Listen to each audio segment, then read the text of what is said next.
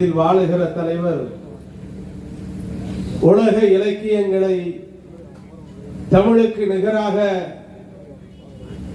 எந்த இலக்கியமும் இல்லை என்று எழுத்து மூலமாக உலகத்திற்கு பறைசாற்றிய தலைவர் முத்தமிழறிஞர் டாக்டர் கலைஞர் அவர்களின் 102வது பிறந்த நாள் விழாவை கொண்டாடுவதற்கு நடைபெறுகிற அந்த நிகழ்ச்சியினுடைய தலைவர், மாங்காடு நகர கழகத்தின் செயலாளர், நகரமன்றத்தின் துணைத் தலைவர், திராவிட முன்னேற்ற கழகத்தை மாங்காடு நகரத்தில் எப்போதும் திமுகவின் கோட்டையாக, கலைஞரின் கோட்டையாக, தலைவர் தளபதி மு.க. ஸ்டாலின் அவர்களின் கோட்டையாக, எந்த கொம்பாதி கொம்பனாலும் அசைக்க முடியாத கருப்பு சிவப்பு கோட்டையாக வைத்திருக்கிற என் ஆருயிர் அண்ணன் பட்டூர் எஸ். ஜபர்லா அவர்களே, இந்த நிகழ்ச்சியிலே கலந்து கொண்டு நிகழ்ச்சிக்கு சிறப்பு சேர்த்து தலைமை கழகத்தின் சொற்பொழிவாளர்கள் யார் வந்தாலும் ஒருங்கிணைந்த காஞ்சிபுரத்தை பொறுத்தவரை என்னுடைய அண்ணன் தாம அன்பரசன் கட்டியாளுகிற இந்த மாவட்டத்தில் எந்த பேச்சாளர் வந்தாலும் ஒன்றிய செயலாளர், நகர செயலாளர், அன்பரசனை தாண்டி ஒரு பேச்சாளர் பேசி ஜெயிச்சுட்டு போறதுங்கிறது ரொம்ப ரொம்ப கஷ்டம். ஏன்னா அந்த அளவுக்கு அரசியல்ல, உழைப்புல, நிர்வாகத்துல எல்லாத்திலையும் அதாவது சொக்க தங்கத்தை போல தீட்டி ஒவ்வொருவரையும் கூர்மைப்படுத்தி வைத்திருக்கிற மாவட்டம் இந்த மாவட்டம்.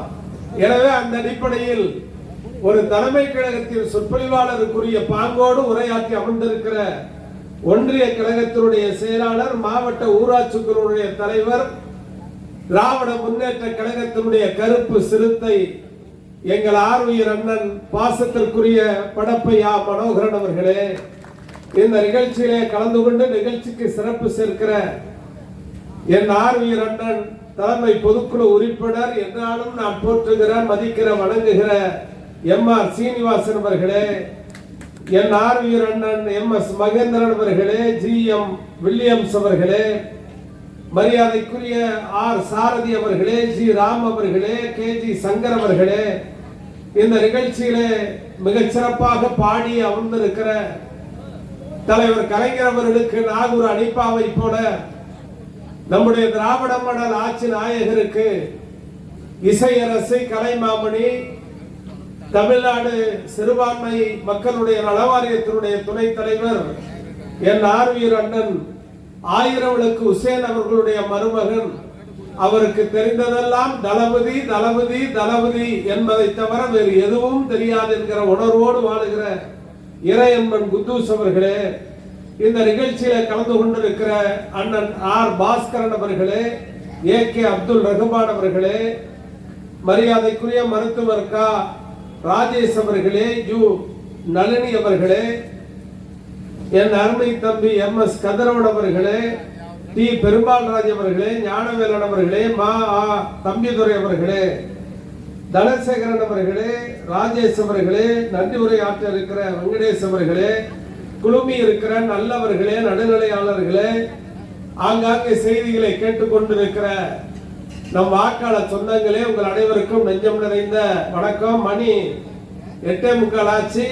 நான் ஒரு செய்தியை ஒப்புக்கொள்ளுகிறேன். நான் ஜபர்லா அண்ணன் ஊர்ல இருந்து, சென்னையில இருந்து பேசும்போது சொன்னேன், அண்ணே 8:15 மேல எங்கேயும் லேடிஸ் உட்கார்றது இல்ல, தயவு செஞ்சு 8:15 முடிச்சிருங்க, நான் எவ்வளவு சீக்கிரம் வரணுமோ வந்துடுறேன்னு சொல்லி 5 மணிக்கெல்லாம் வந்து உட்கார். நான் குது சொன்ன கூட நான் உள்ளபடியா நான் சொன்னதை வாபஸ் வாங்கிக்கிறேன் ஜபர்லா அண்ணன்ட்ட.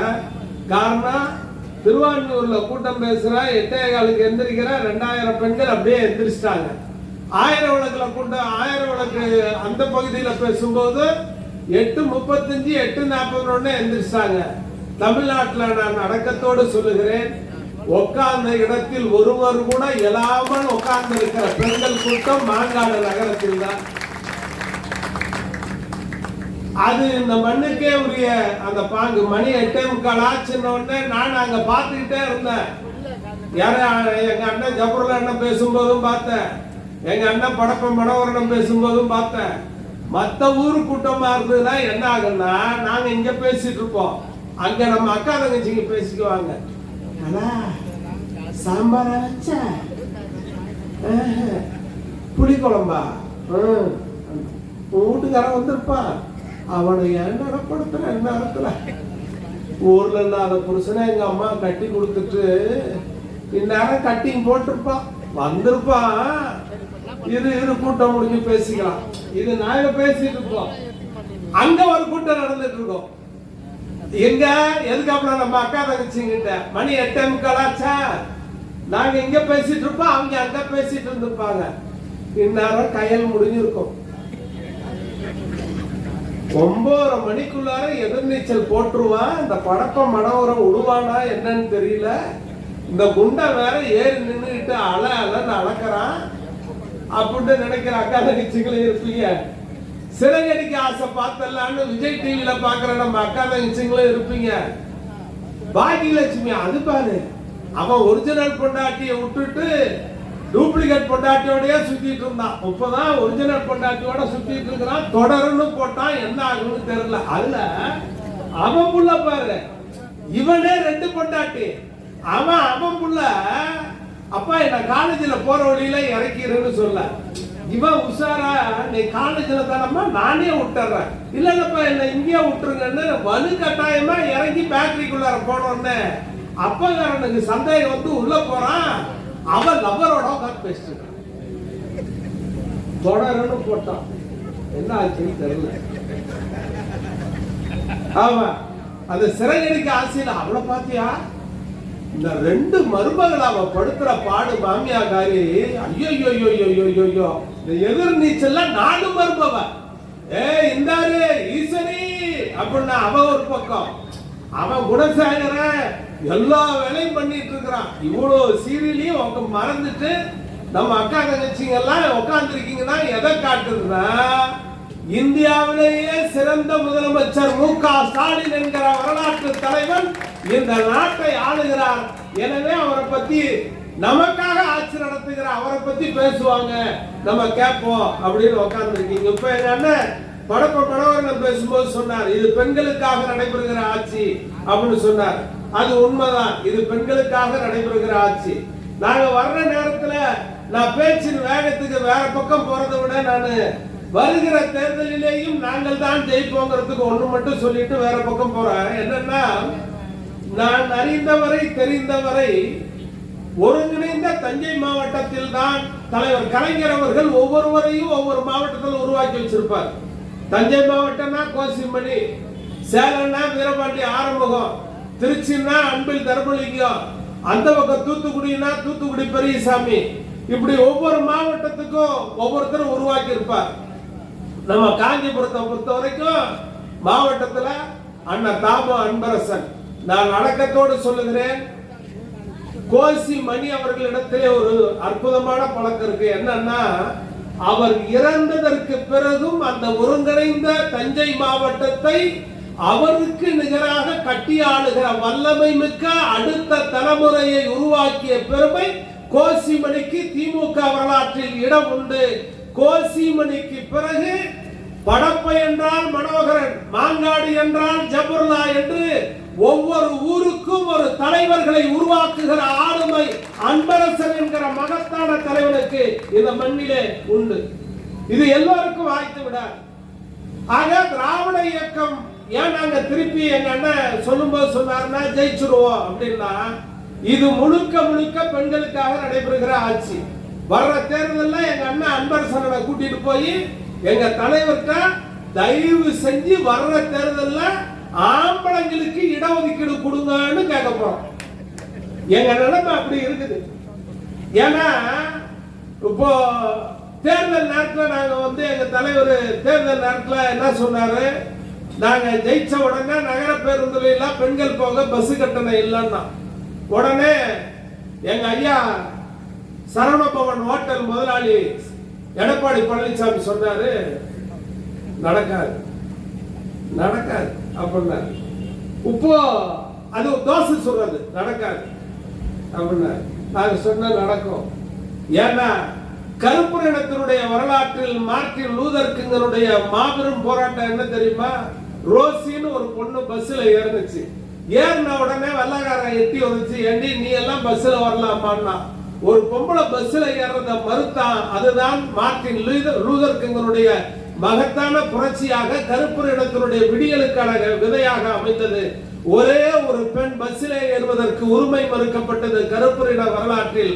ஆனால் இந்தியாவுடைய வரலாற்றில் நகர பேருந்து அத்தனையிலேயும் பஸ் கட்டணம் இல்லாமல் எல்லா பெண்களும் பயணிக்கலாம் என்று உத்தரவு போட்ட இந்தியாவின் ஒரே முதலமைச்சர் எங்கள் தலைவர் ஸ்டாலின். மாதமானால் 1000 ரூபாய் உரிமை தொகைனாரு. இலவசன்னு சொல்லல, உரிமை தொகைனாரு. எங்கள் தலைவர் ஸ்டாலினை விட வயதிலே பெரியவராக இருந்தால் அந்த அக்கா என் தம்பி ஸ்டாலின் தருகிற உரிமை தொகை. எங்கள் தலைவர் ஸ்டாலினுடைய அம்மா வயதிலே இருந்தால் என் மகன் ஸ்டாலின் தருகிற உரிமை தொகை. தலைவர் ஸ்டாலினை விட வயதிலே சின்ன பெண்ணாக இருந்தால் எங்கள் அண்ணன் தலைவர் ஸ்டாலின் தருகிற எங்க அண்ணன் ஸ்டாலின் தருகிற உரிமை தொகை என்று பெண்கள் கையிலே டான் டான் டான் உரிமை தொகை 1000 ரூபாய் கொடுத்து இந்த மண்ணில் பெண்களுக்கான பொருளாதாரத்தை பலத்தை கொடுத்த தலைவர் எங்கள் தலைவர் என்ன ஸ்டாலின். எங்க மச்சான் என்ன செய்வாரு? என் மச்சான் ரொம்ப நல்லவன். 400 ரூபாய் சம்பாதிப்பாரு. 400 ரூபாய் சம்பாதிச்சு அங்கிருந்து வீட்டுக்கு வேக வேகமா வருவான். வர்ற நேரத்துல அவன் ஃப்ரெண்ட் ஒருத்தன் நிற்பான். மாப்பிளா அப்புறம்டா வீட்டுக்கா? ஆமாடா. நீங்க 90 ரூபாய் இருக்கு, ஒரு கட்டிங் தான் இருக்கு, நீ ஒரு 90 கொடுத்தீங்கன்னா ஆளுக்கு ஒரு கட்டிங் 90 ரூபாய் போயிடும். ஒன்ஸ் யூஸ் கிளாஸ் அதுக்கு ஒரு காசு. அப்புறம் சரக்கு அடிக்க போற இடத்துல எங்களுக்கு ஒரு கெத்து இருக்குது. ஆபாயில் வாங்குறதா, சிக்கன் வாங்குறதா, அப்புறம் அங்க போய் ஒரு கெத்து இருக்குது. அதுல வந்து மட்டன் வாங்குறதா அப்படின்னு சொல்லி சீனிவாசன் மாதிரி பணக்காரங்க இருந்தா அப்படி பக்கத்துல இருந்தா இப்படி ஒரு பார்வை பார்த்து அது ஒரு கெத்து இருக்கு. எனக்கு குத்துச்சு, எனக்கு பழக்கம் இல்லை. அந்த சரக்கை வாங்கி கையில வச்சு அப்படி ஒரு பார்வை பாப்பா பாரு பாட்டு அப்படின்ட்டு ஒரு கட்டிங் போடுவோம். 90 ரூபாய் கட்டிங் போச்சு, யூசன் த்ரோ கிளாஸ் போச்சு, ஆபாயில் 50 ரூபாய் போச்சு. அப்புறம் அது சரக்கு அடிச்ச வாட்டி சும்மா வரக்கூடாது தங்கச்சி, ஒரு சிகரெட் குடிப்பான். யார் என் மச்சான் எல்லாம் போய் 200 ரூபாய் கொண்டு வந்து எங்க அக்காட்ட கொடுப்பான். அந்த 200 ரூபாய் வச்சு மாமியாருக்கு சோறாக்கி, மாமனாருக்கு சோறாக்கி, பிள்ளைக்கு சோறாக்கி, இவர் அப்படியே வெட்டி கிழிச்சிட்டு வராரு பாரு. அவருக்கு ஒரு ஆப்பாயில் போட்டு வச்சு, ஆம்லெட் போட்டு வச்சு எல்லாம் ரெடி பண்ணி வச்சு இந்த 200 ரூபாயில பெண்கள் குடும்பம் நடத்தணும்னு நிலைமை இருந்துச்சு பாரு. இந்த பொருளாதார ஆம்பளை கையில இருக்கவும் தாண்டா இந்த பொம்பளை இவ்வளவு சிரமப்படுறான்னு 1 லட்சம் ரூபாய் மானியத்தோடு பெண்கள் பிங்க் ஆட்டோ ஓட்டுகிற திட்டத்தை இந்த மண்ணிலே கொடுத்த புரட்சி தலைவன் மு.க. இனி நீ சம்பாரி, நீ நல்லாரு, குடும்பத்தை பார்த்துங்க என்று சொன்ன தலைவன் எங்களுடைய தலைவன்.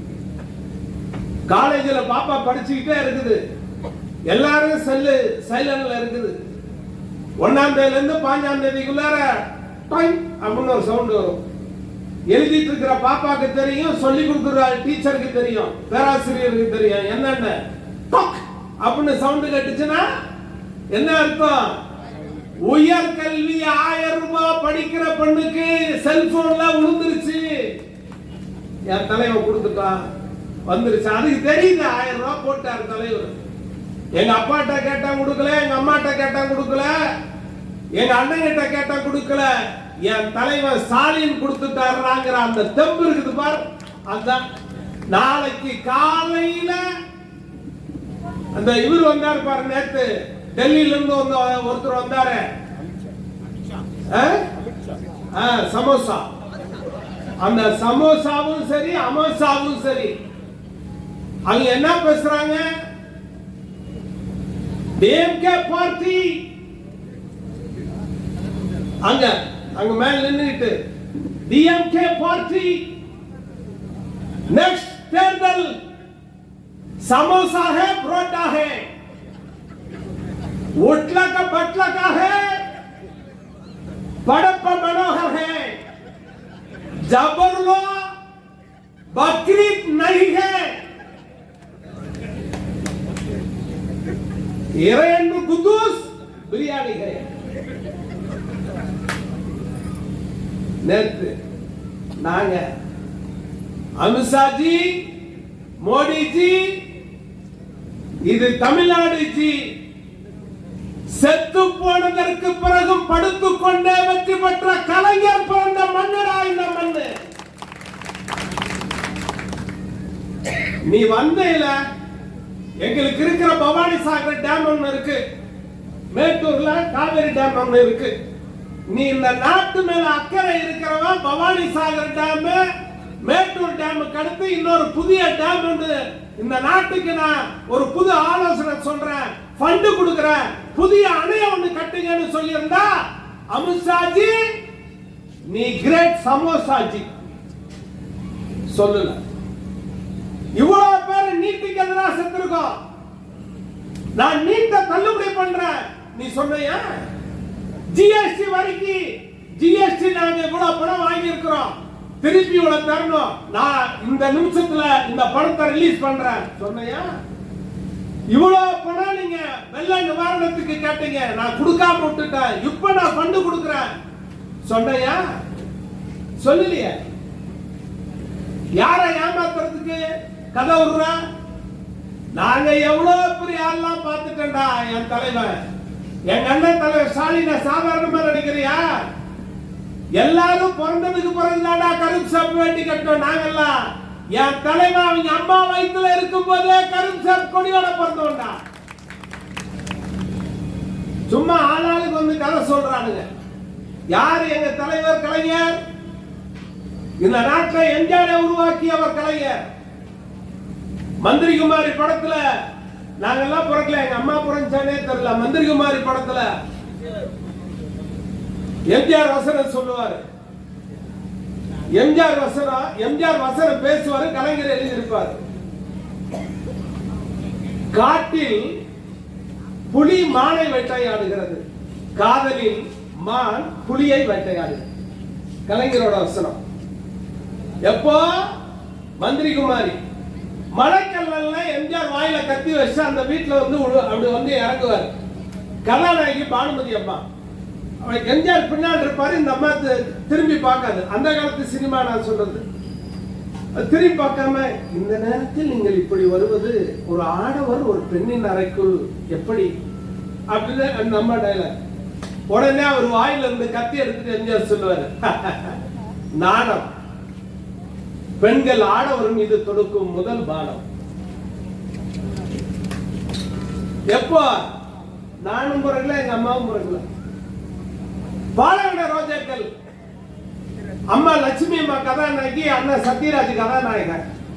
லட்சுமியோட படத்தை இப்படி கையில வச்சுக்குவார், அப்படி சேர்ல அப்படி ஆடிக்கிட்டே சொல்லுவார். யாரு?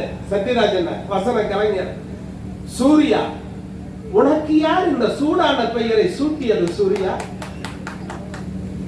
கலைஞரோட வசனம். எங்க அண்ணன் பேசும்போது சொன்னார, நரம்பெழும் துளறிய நிரம்பாம் என்றோல் முளரி மருங்கின் முதியோல் சிறுவன் படையெளிந்து மாறினன் என்று பலர் கூற, மண்டமார் குடைந்தனன் ஆயினும் உண்டவன் முளை அறுத்திடுவேன் ஞானன சினை கொண்ட வாரோடு படுபின பெயரா செங்கலவு துணவு போல் சிதைந்து வேறாகி படுமகன் கிடக்கை காணும் ஈன்ற நாட்டினடும் பெருது வந்தவரே என்று 2000 ஆண்டுகளுக்கு முன்பு காக்கை பாடினியார் பாடிய பாடலுக்கு என் தலைவர் டாக்டர் கலைஞர் வசனம் எழுதுகிற உரைநடை எழுதுகிற போது சுருக்கமாக இந்த பாட்டுக்கு 2 வரியிலே சொன்னான், மானம் அவன் கேட்ட தாலாட்டு, மரணம் அவன் ஆடிய விளையாட்டு. மானம் அவன் கேட்ட தாலாட்டு, மரணம் அவன் ஆடிய விளையாட்டு. வெள்ளிக்கிழமை புதினா எழுதிய ஒரு நாவல். அந்த கதாநாயகி அந்த ஆடைகளை கழட்டி கரை மேல வச்சுட்டு அவ குளிக்க கீழே இறங்குவா. குளிக்க இறங்கும் போது அந்த ஆடை சொல்லும், இவள் இவ்வளவு அழகானவன்.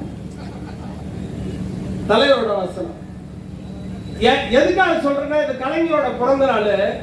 உலகத்தில் என் கலைஞருக்கு நிகரான ஒரு இலக்கியவாதி, ஒரு எழுத்தாளர், ஒரு சிந்தனையாளர் எவனும் கிடையாதுங்கிறதுக்கு ஒன்னொன்னு சொல்றேன். ஷேக்ஸ்பியர் எழுதிய As You 12th Night ஒரு நாவல். அந்த நாவல்ல என்னன்னு கேட்டீங்கன்னா, ஒருவன் ஆணை ஒரு ஒரு ஒரு ஒரு காடு, அடர்ந்த காடு. அந்த அடர்ந்த காடுல ஒரு பெண் வந்து ஒருத்தரை கண்டுபிடிக்கிறதுக்காக உள்ள போறா. இது ஷேக்ஸ்பியர் எழுதியிருக்காரு. ஒரு அடர்ந்த காடு, ஒரு பொம்பளை ஒருத்தரை கண்டுபிடிக்கிறதுக்காக காட்டுக்குள்ள போறா. போகும்போது ஆம்பளை வேஷம் போட்டுக்கிட்டு போறான். இது ஷேக்ஸ்பியர் எழுதி முடிக்கிறார். கலைஞர் அப்படியே ரோமபுரி பாண்டியல்ல எழுதுறாரு, இருங்கோவேல் மன்னனை கண்டுபிடிப்பதற்காக புலவர் காரிக்கண்ணாளருடைய மகள் முத்துநகை காட்டுக்குள்ளார போறா. கலைஞர் அந்த காட்சி எழுதுறாரு. ஒரு பெண் காட்டுக்குள்ளே போகிறாள், ஆணை போல் வேஷம் தரித்து கொண்டு போகிறாள். ஆனால் அந்த குளக்கரையில் நின்று ஆணை போல் பேசவும் கற்றுக்கொண்டு போகிறாள் என்று எழுதுகிற நேரத்தில் ஷேக்ஸ்பியர் ஒரு பெண் ஆண் வேடம் தரித்து போனாள் என்று எழுதி முடித்து விட்டார். ஆனால் கலைஞர் மட்டும்தான் ஒரு பெண் ஆணை போல் வேஷம் தரித்துக் கொண்டு ஆணை போல் பேசவும் கற்றுக்கொண்டு காட்டுக்குள்ளே போனாள் என்று எழுதுகிற போது உலகத்தில் மாபெரும் இலக்கியவாதி ஷேக்ஸ்பியரையும் வென்ற எழுத்தாளர் டாக்டர் கலைஞர் என்கிற மகத்தான எழுத்தாளர். கலைஞரை போல எழுத கலைஞர் பெண்களுக்கு சொத்திலே சமபங்கு தந்தார். உயர்கல்வி படிக்கக்கூடிய மாணவ செல்வங்களுக்கெல்லாம் பட்டப்படிப்பு படிக்கிற மாணவ செல்வங்களுக்கெல்லாம் பட்டப்படிப்பு இலவசம் என்று சொன்னார். சமத்துவத்தை கொண்டு வந்து கொடுத்தார். நமக்கு நாமே திட்டத்தை கொடுத்தார். கை நாட்டு பரம்பரையில இருந்தவனை கையெழுத்து போட வைத்தார். கையெழுத்து போட வைத்தவனை டைட்டில் பார்க்க உட்கார்ந்து கம்ப்யூட்டரையும் படிக்க வைத்தார். அதான்டா கலைஞர். என்ன நாங்க செய்யல, எல்லாம் செஞ்சிட்டோம். இந்த சிந்தனையை தாண்டி தலைவர் செய்யாதத அல்லது அவருக்கு காலம் கை கொடுக்காததா எங்க அண்ணன் தலைவர் ஸ்டாலின் இப்போது செய்து கொண்டிருக்கிறார். யாருன்னா ஒருத்தர் குறை சொல்ல முடியுமா? எங்க அண்ணன் பேசும்போது சொல்லிச்ச 25 ஆண்டு காலத்திற்கு மேலாக ஈரோடு இறைவனை தெரியும். 30 ஆண்டு காலத்திற்கு மேலாக அண்ணன் படப்பை மனோகரன ஜபுர்லான இதே இளைஞர் அணியில அவங்க பணியாற்றுகிற போது நாங்கள் இளைஞர் அணியில நானும் குத்துசன் எல்லாம் வந்து பேசியிருக்கோம். அதே வாழ்க்கை சூழ்நிலை தான், அதே சீனியர் தான். எப்படி இருக்காரு ஒன்னு அதே மாதிரிதான் இருக்காங்க. அதேதான் திமுக காரன் 7 முறை அல்ல, அடுத்து 2வது முறையாக தலைவர் மு.க. ஸ்டாலின் முதலமைச்சராக நிச்சயமாக வருவார். 7வது முறையாக திமுக ஆட்சிக்கு வரும். ஆனால் அப்போதும் திமுக காரன் அன்றாடும் உழைத்தால் தான் தன்னுடைய வாழ்க்கை என்றுதான் வாழுவானே தவிர ஊரை அடித்து உலகிலே போடுகிற பழக்கம் திமுக காரனுக்கு வராது. இன்னைக்கு இந்த ஆட்சி வரக்கூடாதுங்கிறதுக்காக ஒரு குரூப் உட்கார்ந்துருக்கான். இந்த யூடியூப், இந்த டிவி, நீங்க எங்க எதை திறந்தீங்கனாலும் சரி நமக்கு எதிர்ப்பா 2 பேரும் உட்கார வச்சிருப்பானுங்க. இந்த புளிசோறு சாப்பிட்டு குசுவோட இடம் இல்லாம அங்க போய் உட்காந்துக்கிறானுங்க. அவன் இப்போ உட்காந்துக்கிட்டு மு.க. ஸ்டாலின் ஆட்சி பாத்தீங்களா, மு.க. ஸ்டாலின் ஆட்சி பாத்தீங்களா, எங்க ஆட்சியில என்ன குறை இருக்கா சொல்லு, என்ன குறை இருக்கு சொல்லு. பொள்ளாச்சி பிரச்சனையா, சட்டப்படி தண்டனை. ஞானசேகரம் பிரச்சனையா, சட்டப்படி தண்டனை. ஆட்சி அதிகாரம் என்பது தனி, நீதித்துறை என்பது தனி, ஜனநாயகத்தில் பத்திரிகை துறை என்பது தனி. எல்லா நிர்வாகத்திலும் எந்த இடத்திலேயும் ஒரு சின்ன தலையீடு கூட இல்லாமல் மிகச்சிறந்த நிர்வாகத்தை, நேர்மையான நிர்வாகத்தை தலைவர் மு.க. ஸ்டாலின் இந்த நாட்டிலே தந்து கொண்டிருக்கிறாரா இல்லையா யோசிச்சு பார்க்கணும். இன்னைக்கு இந்த நாட்டோட முதலமைச்சரை பார்க்கணும்னா யாரும் போய் மனு போட்டு நின்றுட்டு இருக்க வேண்டியது இல்ல. தலைவர் காலையில பெட்ரோல் இதுல பூந்தமல்லி ரோட்ல போறாருன்னு வச்சுக்க, மனுவை கையில வச்சு இப்படி கைய அசைச்சோம்னா ஒரு நாட்டின் முதலமைச்சர் பாதுகாப்பு வளையத்தை தாண்டி மனுவை கையசைக்கிற பெண்ணிடம் வந்து மனுவை கையிலே வாங்கி அவர் கோரிக்கையை நிறைவேற்றி உடனடியாக அங்கிருந்தே கலெக்டருக்கு பேசி, அங்கிருந்தே சம்பந்தப்பட்ட அதிகாரிக்கு பேசி அவருடைய குறைகளை போக்குகிற ஒரே ஒரு தலைவராக, ஒரே ஒரு முதலமைச்சராக இந்தியாவில் தலைவர் மு.க. ஸ்டாலின் இருக்கிறாரா இல்லையா என்பதை நீங்கள் எண்ணி பார்க்க வேண்டும். ஆக இப்படி ஒரு நல்ல ஆட்சி நடக்குது. என்ன சாதாரண மக்கள் கேட்டா உடனே நடக்குது. சாதாரண மக்களுக்கு நேரா அவரே போன் பண்ணி பேசுறாரு. நான் ஸ்டாலின் பேசுறேமா, என்ன விஷயம் கேட்கிறாரு. இந்தியாவுல வேற இது மாதிரி ஒரு முதலமைச்சர் இருக்கானா? இல்ல. இந்த ஆட்சி மறுபடியும் வந்துடக்கூடாது. ஏன் வந்துடக்கூடாதுனாக்கா அந்த குல்லா போடுற டீம் இருக்குது இல்ல, அந்த டீமுங்க இனிமே படைக்க முடியாது. நான் அப்பயே சொன்னேன், மோடி வந்து ஜெயலலிதா அம்மா செத்தப்ப சசிகலா தலையில கை வச்சுது சொன்னே தொலைஞ்சுது. யாரும் மோடி நம்பாதீங்க. என்ன கேட்டீங்களா? என்னாச்சு? ஏடிஎம்கே டிடிவி தினகரன் ஏடிஎம்கே 1, அப்புறம் ஓபிஎஸ் ஏடிஎம்கே 1, எடப்பாடி பழனிசாமி ஏடிஎம்கே 1, சசிகலா ஏடிஎம்கே 1. இந்த சின்ன மாங்காய் பெரிய மாங்காய் கிட்ட சொன்னோம், ஏய் அவனுங்களை உள்ள விடாதீங்கடா, பிரிப்பது, அதில் ஜெயிப்பது, அப்புறம் சிரிப்பது, இதுதான்டா அவங்களோட ரத்தம், உள்ள விடாதீங்கடா. அப்பமனுக்குள்ளாரே சண்டை. இவர் மைக்க தூக்கி போடுறாரு, அவர் கட்சியில இருந்து நீக்கிட்டாங்கிறாரு. யாரு? இந்த பக்கம் பாட்டாளி மக்கள் கட்சி இந்த பக்கம், ஏடிஎம்கே இந்த பக்கம். ஆக எல்லா வகையிலையும் எதையெல்லாம் பிரிக்கணுமோ அதையெல்லாம் பிரிச்சு அவங்க சின்ன சின்ன மீனாக்கி முழுசா சாப்பிட்டு திமிங்கலமா பாரதிய ஜனதா எந்திரிச்சு நிக்க அவர்கள் திட்டம் போட்டிருக்கிறார்கள். அதுக்குதான் அவங்க அடுத்து வைக்கிற ஸ்டெப் எது தெரியுமா? முருக பக்தர் மாநாடு. டேய், எங்களை விட நீ பக்தி மாநாடா? எங்களை விட சாமி கும்பிடுறவனாடா நீங்க? எங்களை விட அழகு குத்த உங்களுக்கு தெரியுமாடா? நாங்க அழகு குத்தி தொங்கிட்டு போறோமே, அது மாதிரி அழகு குத்தி தொங்கிட்டு போறவங்களாடா நீங்க? எங்க பொண்ணுங்க மாதிரி அக்னி சட்டி எடுத்துட்டு போவீங்களாடா? எங்க பொண்ணுங்க மாதிரி முளப்பாரி எடுத்து போவீங்களாடா? எங்க பொண்ணுங்க மாதிரி விரதம் இருந்துருவீங்களாடா? மாங்காடு காமாட்சி அம்மா கோயில்ல இருந்து, நம்ம காஞ்சிபுரம் காமாட்சி அம்மா, மீனாட்சி அம்மா, மதுரை மீனாட்சி அம்மா கோயில்ல இருந்து, ஆதிபராசக்தி கோயில்ல இருந்து, எங்க வீட்டு பொண்ணுங்களை விட பக்தி மாநாடா நீங்க? எங்களை விட முருகன் உங்களுக்கு சொந்தமாடா? நீ யாரு? வட மாநிலத்துல ராமர்கே அப்படிங்கிற, இங்க வந்து இப்ப முருகர்கே அப்படிங்கிற. யாரை ஏமாத்துறது? முருகன் எங்க பாட்டண்டா, எங்க முப்பாட்டண்டா, வேட்டுவ குடியிலே பிறந்த வேட்டுவ இனத்தின் தலைவன்டா, எங்க இனத்தை சார்ந்தவன்டா. அவனுக்கு உனக்கு என்ன சம்பந்தம்? ஆக முருகனை ஏன் முன்னிலைப்படுத்துற? அரசியல்ல யாரே இப்ப முருகனை இழுத்துட்டு வராரு அரசியலுக்கு. நான் ஒண்ணு சொல்றேங்க, மதுரை மீனாட்சியா இருந்தாலும் சரி, காஞ்சி காமாட்சியா இருந்தாலும் சரி, மாங்காடு காமாட்சியா இருந்தாலும் சரி, அல்லது நம்ம மயிலாப்பூர் கற்பகாம்பாலா இருந்தாலும் சரி, அல்லது தமிழ்நாட்டில் இருக்கிற எந்த அம்மன் கோயிலா இருந்தாலும் சரி, அதே போல சாமி மலை முருகா, மருதமலை முருகா, பழனி முருகா, எந்த முருகனா இருந்தாலும் சரி, திமுக ஆட்சிக்கு வந்ததற்கு பிறகுதான் குடமுழுக்கு விழாவும் கோயிலிலே உரிய நடைமுறையும் விஐபி தரிசனம் இல்லடா, எல்லாம் கடவுளுக்கு முன்னால பொதுடான போட்டோம். எங்களை விட பக்திமானா நீங்க? எங்களை விட சிறந்த ஆன்மீகவாதியா நீங்க? நாங்க ஆட்சிக்கு வந்த வாட்டி நடந்த குடமுழுக்கு விழாக்கள் எத்தனை? நாங்க ஆட்சிக்கு வந்த வாட்டி தாண்டா பெண் ஓதுவார போட்டோம். பெண் ஓதுவார் யார்? நீங்க போட்டீங்களா நாங்க போட்டோமா? நியமனம் பண்ணது யோசிச்சு பாரு. ஆக எல்லா கூத்தும் எல்லா கிறுக்குத்தனமும் அவர்கள் செய்வார்கள். நான் ஒண்ணு சொல்லிட்டு விடைபெற விரும்புகிறேன். திராவிட முன்னேற்ற கழகத்தினுடைய ஆட்சியின் சாதனைகள் மகத்தான சாதனைகளாக அண்ணன் தலைவர் ஸ்டாலின் அவர்கள் செய்து கொண்டிருக்கிறார்கள்.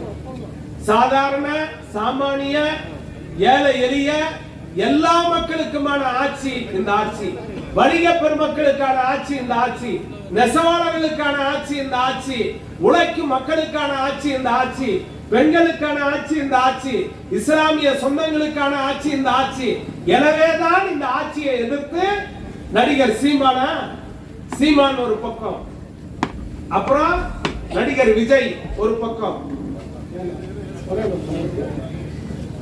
சீமான் ஒரு பக்கம், நடிகர் விஜய் ஒரு பக்கம். நான் ஒண்ணு சொல்லிடுறேன், நடிகர் விஜய்க்கு சொல்றேன், தம்பி இந்த மேடை எவ்வளவு பேரை பார்த்திருக்கு தெரியுமா? நான் உட்காந்துருக்காரு பாரு, எங்க அண்ணன் கருப்பு சிறுத்தை எத்தனை நடிகரை கூப்பிட்டு வந்திருப்பாரு. ராதாரவி என்ன, தியாக என்ன, எஸ் எஸ் சந்திரன், டி ராஜேந்திரன், சரத்குமார் என்ன, குமரி முத்தன், இது ஜபுர்லால் அண்ணனுக்கு சேர்த்து சொல்றேன், சந்திரசேகரன். இது எங்க தலைமுறையில பார்த்த நடிகர், இது இந்த தலைமுறையில பார்த்த நடிகர். இந்த திமுக மேடை எவ்வளவு நடிகர்களை பார்த்திருக்கு தெரியுமா? புரட்சி தலைவர் எம்ஜிஆரை உருவாக்கிய மேடை இந்த மேடை. இந்த பையன் ஒல்லியா இருக்காம்பா, இவனெல்லாம் கதாநாயகனா போட முடியாது, நீ வேற ஆளை சொல்லணும்னு கலைஞர்கிட்ட சொன்னோன்னா, இல்ல நான் வசனம் எழுதி முடிக்கிறதுக்குள்ளார இவனை கொஞ்சம் குண்டாக்கிடுறேன், நீங்க கொஞ்சம் பொறுத்துக்குங்கன்னு சொல்லி இந்த ஆட்டுக்கால் சூப்பு, பாயா ஜூஸ் கொடுத்து சிவாஜி கணேசனோட ஃபர்ஸ்ட் சீன் பராசக்தியில பாருங்க, சட்டை தொலை தொலைன்னு போட்டிருப்பாரு. ஒல்லியா இருக்கான்பா, சரி வரமாட்டான்பான்னு சொன்னதுக்கு பிறகு ஐயா கலைஞர் இல்ல இவன் தான் சரியா இருப்பான் பாருன்னு சொல்லி வசனம் எழுதுறதுக்குள்ளார சிவாஜி உடம்பு கொஞ்சம் போட வச்சு இந்த நாட்டுல முதல் சீனு சென்டிமெண்டா ஏவிஎம் செட்டியார் சொன்னாரு, கடவுள் மறுப்பு அது இதெல்லாம் நீ விட்டுரு, பையன் நடிக்க வரான்ப்பா, இவனுக்கு சென்டிமெண்டா ஒரு டயலாக் கொடுன்னு கலைஞர் சொன்னாரு சக்சஸ். எடுத்த உடனே சிவாஜி பேசின சினிமாவில் பேசின முதல் வசனம் சக்சஸ் அப்படின்னா அந்த சிவாஜி கணேசனை கதாநாயகனாக ஆக்கியது இந்த மேடை. எம்ஜிஆர் கதாநாயகனா போடுங்கன்னு சொன்ன சொன்னாங்க, இல்ல இந்த இடத்துல புலியா இருக்குது சரியா வரலன்னு சொன்னோன்னே கலைஞர் சொன்னாரு, ஹிட்லருக்கு இந்த இடத்துல மீச இருக்குல்ல அந்த மாதிரி துளியோண்டு தாடி எடுத்து இங்க ஒட்ட வச்சு அந்த பள்ளத்தை மறைச்சு ஒரு மேக்கப் டெஸ்ட் எடுறானா, மேக்கப் டெஸ்ட் எடுத்தோன்னே சூப்பரா இருக்கிறாயாண்டா போரா கதாநாயகன் எம்ஜிஆர் கதாநாயகனாக்குனார். எம்ஜிஆரை கதாநாயகனாக்கி சிவாஜி கணேசனை கதாநாயகனாக்கி பாண்டியன் கதாபாத்திரத்துல தூக்கு மேடையில என்னமா டால் பேசுறான்டா அப்படின்னு சொல்லி அந்த வசனத்துக்காகவே எம்.ஆர். ராதா தூக்கு மேடை நாடகத்தை நான் கதாநாயகனா நடிச்சு எடுத்துக்கிறேன் தம்பி, கதவசனத்தை குடுன்னு வாங்கி இதே மேடையிலே எம்.ஆர். ராதா திராவிட இயக்கத்தை வளர்த்தார், திராவிட இயக்கம் எம்.ஆர். ராதாவை வளர்த்தது.